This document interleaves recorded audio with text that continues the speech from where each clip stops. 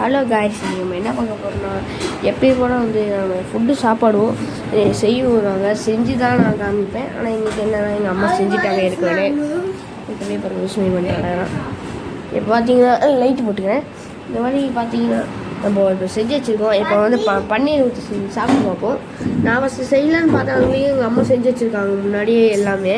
நான் போய் எஞ்சி போய் பார்க்குறேன் என்ன நீங்கன்னு பார்த்து செஞ்சு வச்சுருக்காங்க.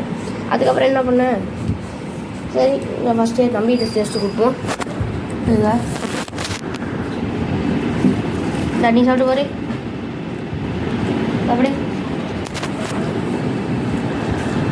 அக்கா நல்லா இருக்கேன்டா. இப்போ நான் சாப்பிட போகிறேன்.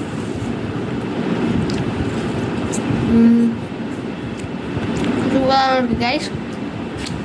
சரி கைஸ், நம்ம நாளைக்கு பார்க்கலாம். பாய்.